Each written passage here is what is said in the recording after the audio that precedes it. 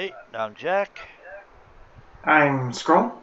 and this is chapter 6 of Something is Different. Now, it's been a little while since I put any of these out, at least a month now. And part of that is actually, this was previously recording, but then in post, I discovered that absolutely none of Scroll's audio had recorded during the entire time. And Oh so, no!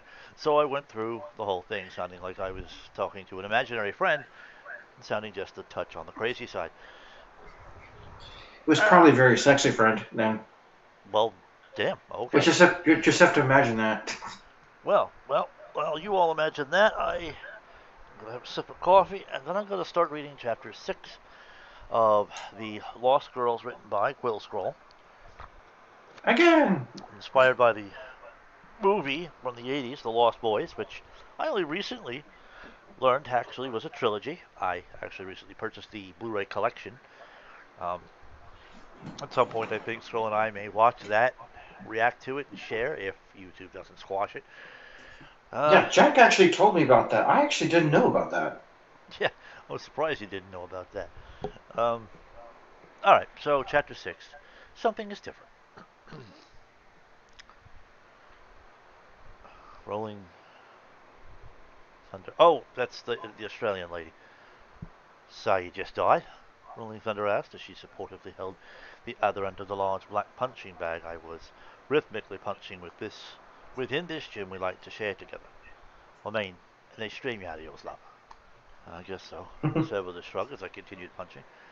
I mean, the next thing I knew, I woke up back in my family home with my sister. What else was I supposed to assume? And, you don't feel no craving for blood, don't you? Thunder checked with a teasing grin. I scoffed for a second as I passed her a get real kind of expression.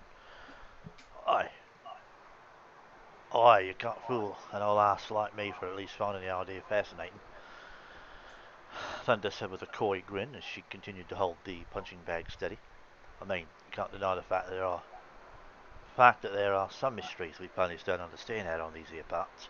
We've been right touring all over Equestria, we rightly did, and seen some weird stuff along the way. She gazed beyond me as she asked somebody else a question, probably short fuse. Ain't that right, you old bugger? You call this equipment clean? I heard short fuse yell at somebody else behind me. Even flies would stick their noses up at this in disdain. Uh, I, it's hard to see on the fiction interface, but that is a bolded word, so it's really Bolded and emphasizing. capitalized. Yeah. Well, yeah, obviously capitalized. That part's not as hard to see. Um, I paused for a second as I partially turned my head in Short Fuse's direction and turned my ears above my head even further at her. In doing so, I noticed the unusually short, downright adorable, full-sized adult red Pegasus, who who flew up to be at even head height with somebody else who probably was an employee at this gym. Short Fuse flew. I could see him strained during his outbursts, such as neck veins popping off his neck and or red cracks spreading in the whites of his eyes. His face was also turning a darker shade of red. I'm sorry, sir, replied what was probably a panicked employee at this establishment. We'll clean that up for you right away. And at most gyms, while the staff will certainly take some charge in cleaning the equipment, it is almost certainly the responsibility of the previous user of the equipment to clean it up before they walk away. Why, Tartarus, you will! Fuse screeched back. You'll buy me a whole set of new equipment for this grievous insult. Heck, why don't you buy an entirely new gym while you're at it? Sweet pony brothers, why am I constantly surrounded by such utterly incompetent morons?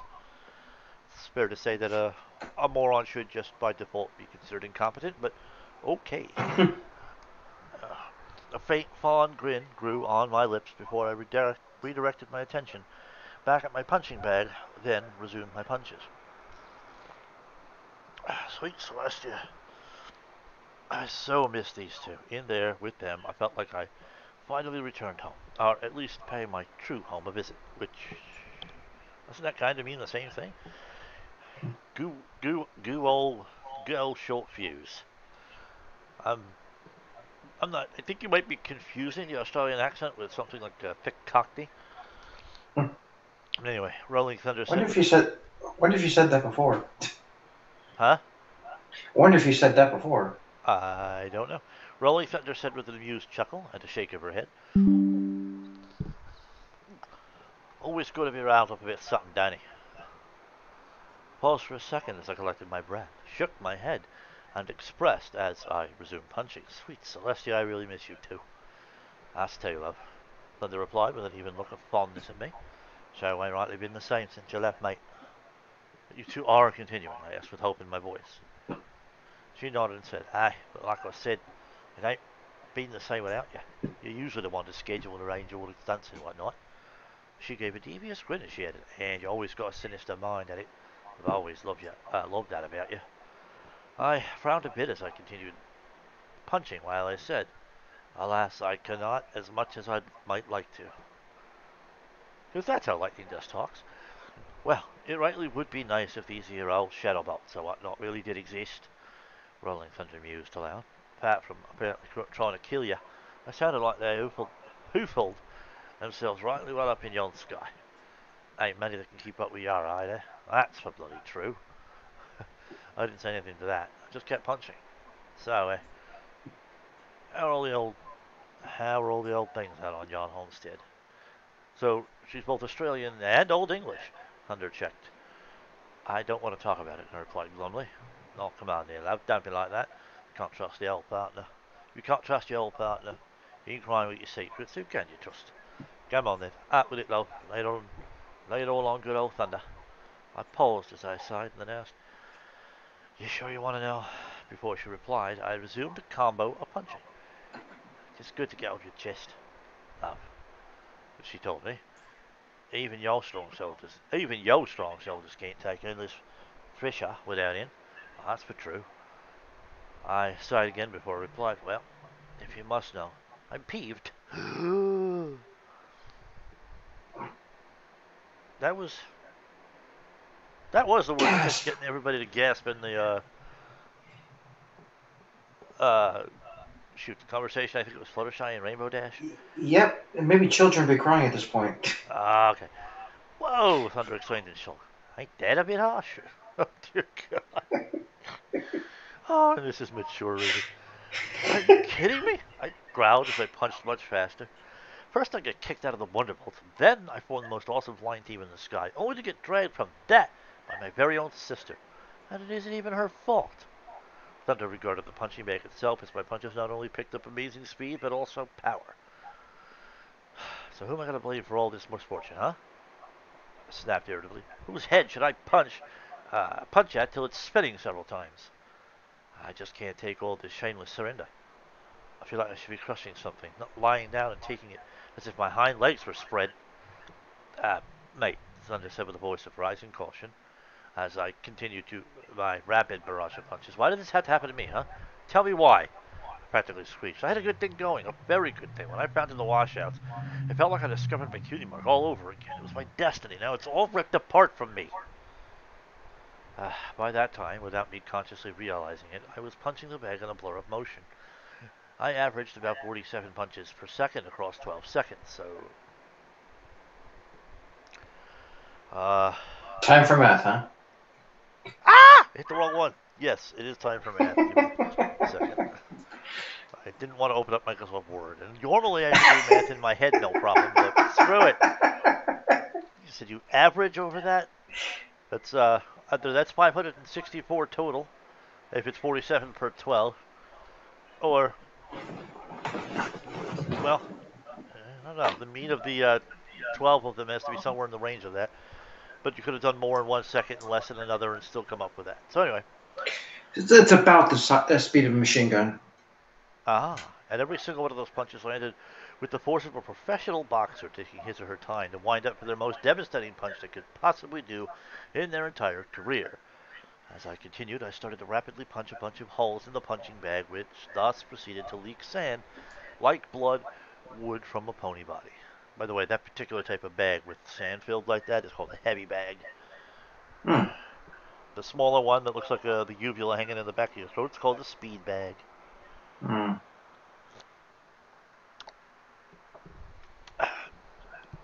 To complete that combo, I screamed in rage at the top of my lungs before whirling about and kicking the sandbag with all of my might. The force of that blow not only launched Rolling Thunder back and crashed her into the wall hard enough to spread cracks in it, but I also cleaved the sandbag in half. It proceeded to dump all the rest of its sand on the floor the very next second. Do you remember? Did you ever see the Avengers? Oh, yes. Okay, so do you remember when Captain lost his temper and he punched that sandbag just clear across the room? No, but it's been several years. I do believe you though, and you probably you could do it. Yeah, it didn't. And I'm not saying to properly critique the visual that you have chosen. I'm just saying that it was equally impressive that he had simply punched that bag across the room as he did. But either way, That was very early on in the Avenger series, wasn't it? it was the first actual Avengers movie, yeah. Mm. Alright, so stunned silence froze all other activity in the room. As I continued, I gradually noticed as I returned to my senses. Uh, gradually noticed what? Noticed, I guess, the previous sentences stuff. After crashing into the wall, Rolling Thunder slid down onto the floor with an utterly stunned and dazed look on her face. Next, she coughed out a bit of blood before looking back at me with almost bloodshot eyes, as she exclaimed loudly, "Holy cow, how'd you do that, love?" Most bands that retire from some intense sports usually get weaker over time. They do? Oh, retire, right. It's not been that long though, right? But wowie wow, what's your secret, love? You you gotta tell your old pal Thunder. Well, if I do, it might disqualify you from sports. Try steroids, kids. Oh, jeez. It will quench you. Oh, dear. The others gazed at me with awe, and some of them with horror. I, meanwhile, widened my eyes with utter terror. How did I do that? Did it have anything to do with that dream? Or was it a dream? Because if not, there were far more dire implications in place. Feeling overwhelmed and, quite frankly, panicked, I quickly snatched my black leather jacket that was draped over the then vacant weightlifting bench, then bolted out of the gym as fast as my legs could carry me. On my way out, I heard Thunder's concerned cries attempt to follow after me. I think Thunder should probably get herself to a hospital. Because if a rib pierced a lung, she's going to start to have trouble breathing very quickly. Uh, Thunder's very accustomed to injuries. Yeah, that's not going to change the fact that she might suffocate, drowning in her own blood. Yeah, well, if that's required, then it's probably how she survived the previous injuries. Then I know she's reckless, but she's also alive, and Yes, we she gotta is. take that into account. All right. I stumbled into an alleyway in between two buildings within Pony Island Fairgrounds. I did so to get some shelter from this awful daylight. By the way, since the last time you read this, I've discovered that Pony Island canonically is in the show. Twilight Sparkle mentioned it to her brother as they were boarding some ship that they won from a prize. Huh. Oh, that was that Uh, the scam she was from teasing Iron Will? exactly. She was teasing her brother about how he handles heights. Oh, yeah. So Pony Island actually exists in the show. Okay. And if, when you did it, you were basing it on Coney Island, then you would have Mm-hmm. also placed the setting of this on the opposite coast it is in the 80s Lost Boys movie. Yep. It was so interesting to recall feeling like I was strong enough to demolish a building with my bare hooves back at the gym until I rushed outside into the broad daylight. The moment I had, I felt my hide start to burn and my vision was blinded. Thank goodness I got my leather jacket on to give me some protection. Sun protection. No, some sun protection, as well as the sunglasses I had in my inner coat pocket, which I also wore. Initially, I came back to this park to find out if those mares I met last night even existed at all. But as I flew there, I found that I was quickly losing strength. It became very dangerous to remain aloft as I continued the journey. Still, I barely made it eventually. Only I didn't feel like I had the strength to search these fairgrounds for any of the shadow boats anymore. I crouched over deeply as I applied an elbow against one of the walls between the alleyway. As I did so, I struggled to catch my breath. Each breath I took felt scorching hot. It seemed to do so little to supply my body with muchly needed oxygen. Yet I pressed on anyway because the only alternative was to stop breathing. For obvious reasons, that really wasn't an option.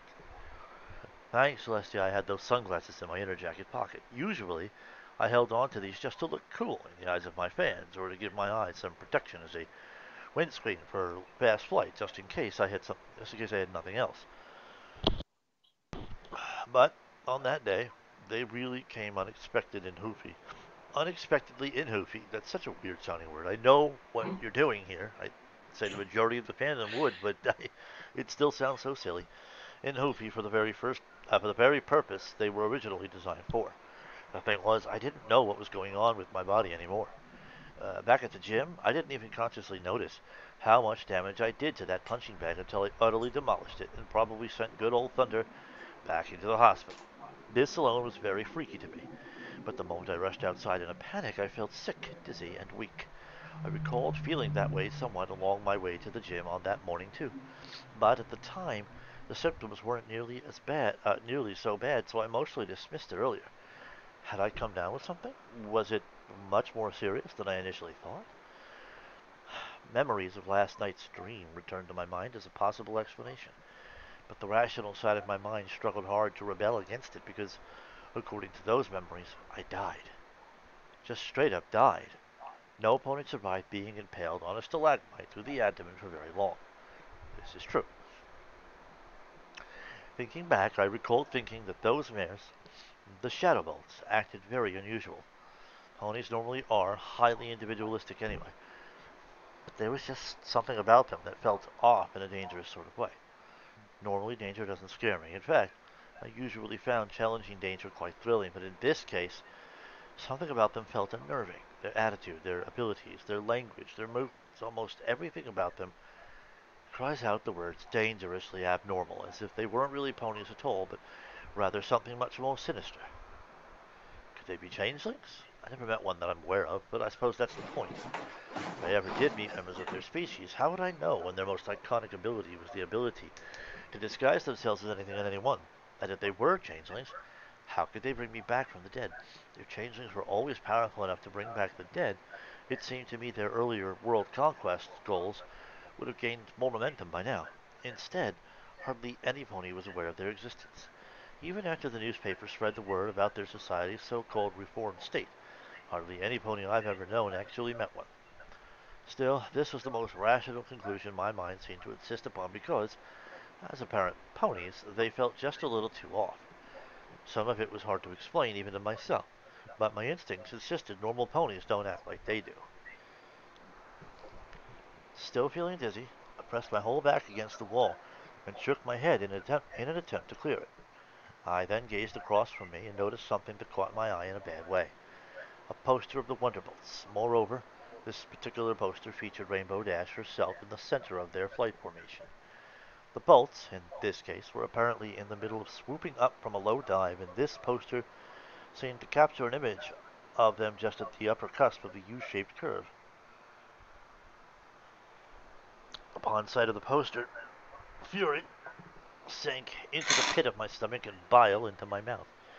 Without thinking things through, I cried in outrage as I raced to the other side of the alleyway at the speed of a snap and punched a hole through the image of Rainbow Dash's head. I held my hoof through the new hole as I glared harshly at the poster. During that time I was breathing heavily. "Eep!" exclaimed a startled mare from somewhere nearby. Feeling startled as well, which incidentally also snapped me out of my blind rage, I looked to my right and peered at a cream-colored earth pony mare with wavy reddish-brown mane with a bunch of daisies woven into her mane. Real daisy flowers, too, by the looks of them. Then I looked back at the poster as it suddenly dawned on me that I just punched through a thick, solid wooden wall the poster was on, as if it were made of thin, cheap, and wet cardboard. When that occurred to me, I suddenly realized why this other mare was so startled. I looked back at her while withdrawing my hoof from the hole in the wall. I also casually tried to lean against the wall with one elbow behind me. Furthermore, I gave an overly innocent, casual-sounding whistle, as if to stubbornly declare, "Nothing to see here, folks." In return, the mare gave me a sheepish and slightly frightened smile, which showed her teeth. The kind of smile that seemed to insist I didn't see anything, except I could totally tell that she had seen something startling. At the same time, she slowly trotted off backwards out of the alley until she rounded out a corner before proceeding to gallop off in a panic. My shoulders slumped as I sighed despondently. I thought that situation could become a serious problem soon. I really didn't know my own strength anymore. One minute it's super strong, and the next it's super weak. It didn't seem to make up its mind. And either way, there was very little warning involved. Normally, I would be excited to explore brand new potential, but at that rate, I might end up in prison in Tartarus because of the sheer fear of the rest of the general public, or maybe I would end up banished and locked in a dungeon, or staked through the motherfucking heart. When I looked back at the poster behind me, it occurred to me that I was glad that wasn't the real Rainbow Dash. If it were, her head probably would have exploded just a moment ago. That's if you could actually catch her. I may not like her, Mhm. but downright killing her was going way, way too far. And that was the other danger of not knowing my own strength anymore. If I didn't get this under control, eventually some pony might really get hurt. Because that's something that Lightning Dust cares about. Just then, another intense wave of dizziness assailed me. This time I couldn't resist it. I ended up sliding down the wall that I was leaning against. When I fully sat on the ground, with the wall behind me as back support, I slid fully off to my right side and passed out.